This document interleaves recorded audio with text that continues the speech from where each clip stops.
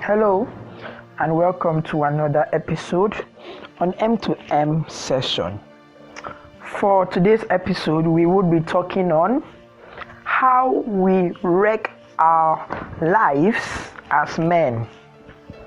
How we wreck our lives as men.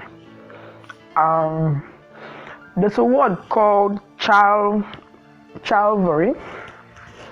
Yes, chivalry. It means getting involved with the wrong. Okay, I like calling it stupid chivalry. Yeah, because it means getting involved with the wrong woman. Trust me.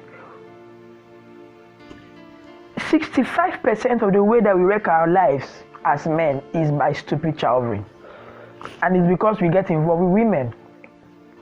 We exert our energy on the ladies. Now, am I saying that going into a relationship is bad or is wrong, or you shouldn't chase after girls? That's not what I'm saying. But I'm saying this: majority of you men out there, you spend time and you spend your energy on the wrong woman. She's weak, she's flaky, she's damaged, she's needy, she's desperate, she's even stupid, she's untrustworthy, she's immature. And how does stupid chivalry comes in? It comes in because you think that your love will save or transform her. Yes, we think that our love as men, if we are there for them, we are going to save and transform them. We want to be the knight in shining armor that rescues the princess. Hey! 1996, David once said that men pride themselves on being handy. So we go out to find broken women so we can fix them. The trouble is we are not equipped to fix anything beyond a leaky pipe.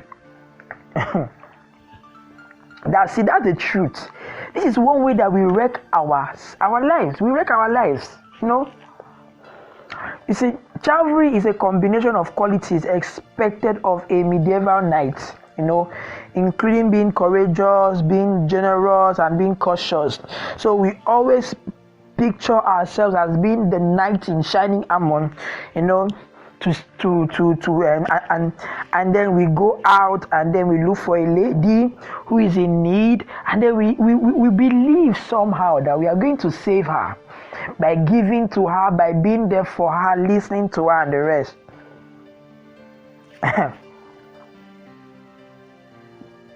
See here, 3 things you should pay attention to. 3 things. Number 1, when a woman wants you to give her a life and you try to do it, she's always coming to you and asking her what you do about her life, and she and then she makes you believe that wow, you can actually help her change her life. Number 2, when you try to get a woman to change, it is one thing for her to expect you to give her a life. And the second thing is for you to try to get her to change. The woman is this particular way. She has this particular issue. She has this flaws. She has these weaknesses. And then you're trying to get her to change. Let me ask you a question. You, as you're listening to me right now, with all your weaknesses and your flaws, who has ever tried to get it to change? And how has it worked? Think about it. How has it worked? So what makes you think that trying to get a woman to change will work? And then number 3 is staying in a lousy relationship out of a sense of pity. So because you don't want to hurt her feelings, or you feel like you're obligated to, or because you started it, you guess you will have to finish it, or because you feel like yes, you had promised her you will love her and the rest, so just like you don't want to look bad and all, you just stay there.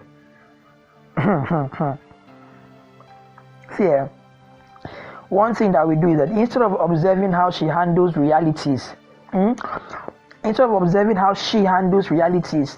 how she learns about her strength, her personality, and her character, we rather determined to step in and heroically take over the responsibility for her.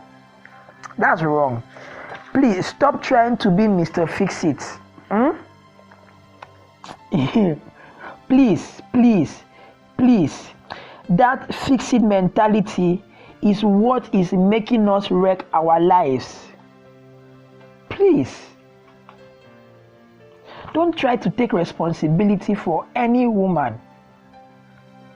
And don't try to substitute being nice for being real. Okay? And don't give up your masculinity to try to become her best girlfriend. Now let me talk about these two things, okay? And I'm going to share a story about myself. Yeah, because 4 years ago, I was trapped in a scenario like this. Yes, I was trapped in a scenario like this with a certain woman, and I did not learn my lesson. I didn't learn my lesson. And after I came out of that particular friendship, relationship, as it were, I was about to get trapped with someone else. So what happened 4 years ago? There was this certain lady. We were so close. We became very good friends. We became very, very good friends. And then at the point, she started having issues financially. Okay, she started having issues in her career. Also had issues within her family. Also had issues with her relationship with other guys. Okay. And also had issues with relationship with her female friends, and the only one that she had around her life was me. So because we became very, very close, I was always at her beck and call. There were times I would leave my office and I would go down to her house, and instead of me going to work, I'm spending time with her. I was doing all that, believing and hoping that my love for her would change her. Believing and hoping that, while I am being there for her, I can give her advices and she will do those things and it will change her. Guess what? Guess what happened?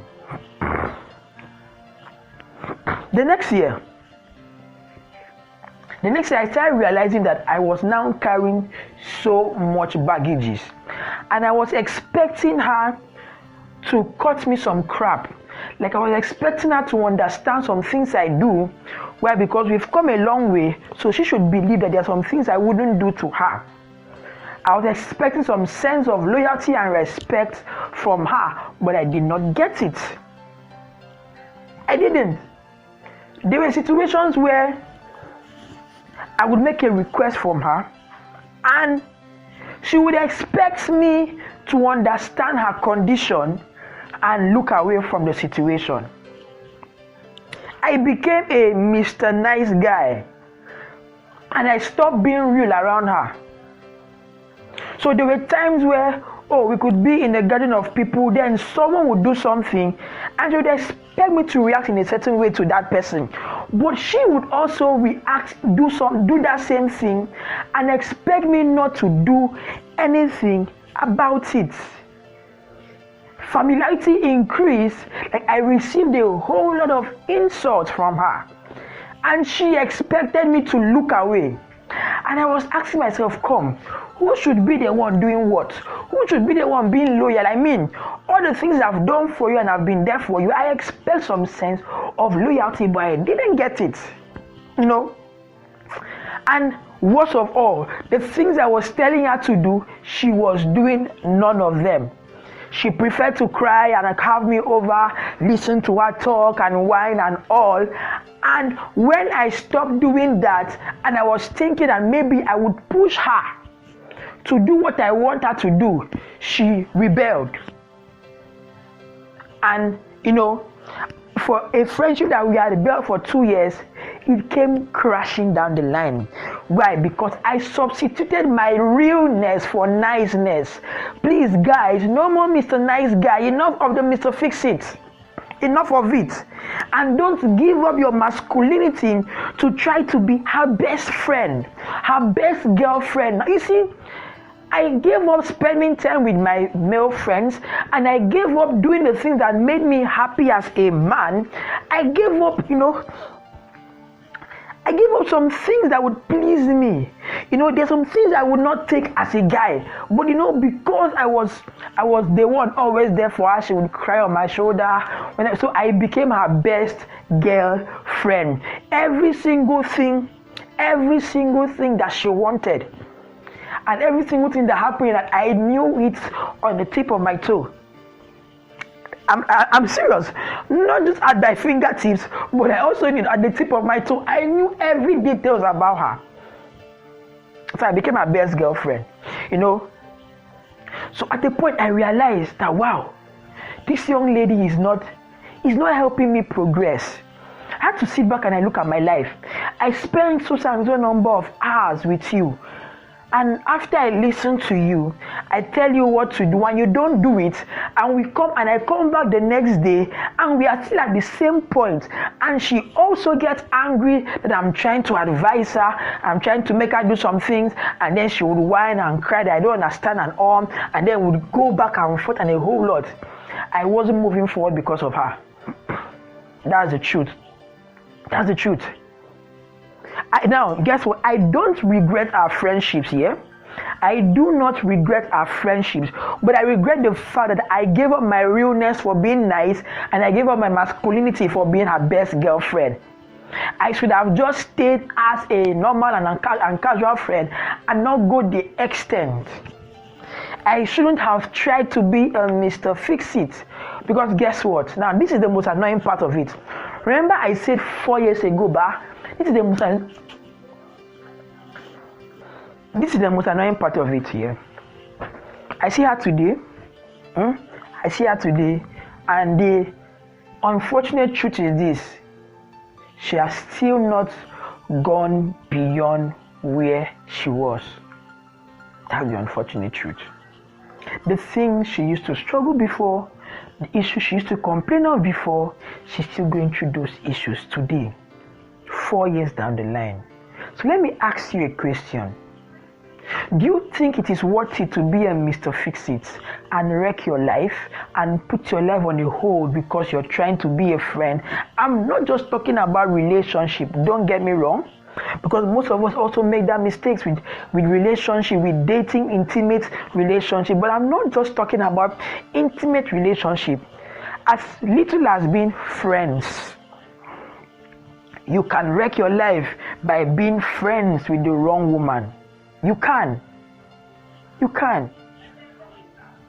So here's my advice for you, which is what I've been saying throughout. Do not be a Mr. Fix-It. Don't try to swallow up your realness by being nice. Don't be a Mr. Nice Guy. Nobody cares. Don't give up your masculinity because you want to be her best girlfriend. No. Save all of that for your one special woman. Okay? Delete that fix-it mentality. Guess what? See, the nice and shining armor that you're trying to be, the hero of the day you're trying to be, the Superman you're trying to be to Lois Lane, okay? The Shrek that you're trying to be to Princess Fiona, okay? The Prince Charming that you're trying to be to Snow White. Those are all fairy tales. It doesn't exist in real life. It doesn't. Enough of the fairy tale crap. Enough of it. Stop trying to wreck your life by that. Trust me, that left me with a whole lot of emotional baggage. You would realize that you will not be able to move on to a new relationship or a new friendship. Why? Because you will spend a longer time healing from the hurt. I am only able to share with us this right now because I am done. I have finished healing. It took me 1 year to heal from all the hurt and pain that I feel and that I felt and I experienced. I can't really go into details. But please, do not wreck your life by trying to be a Mr. Fix-It. Kill that mentality. Look out for better and healthy relationship. Let me end with this. There are 4 types of people that should will and can come into your life. Number one is people that will multiply your life. Number two, people that will divide your life. Number three, people that will add to your life. And number four, people that will subtract to your life. You can choose to allow all four of them come into your life, but you can decide to choose your friends wisely. You shouldn't allow people that will divide your life or that will subtract from your life stay in your life. You should only allow people that add value or multiply value to your life, especially when it has to do with the opposite sex. Thank you very much for listening to this podcast episode. If you found yourself in this situation and probably you don't know how to get out of it, do well. You can do what to write to me, and send me an email on anaiang01@gmail.com. Cheers.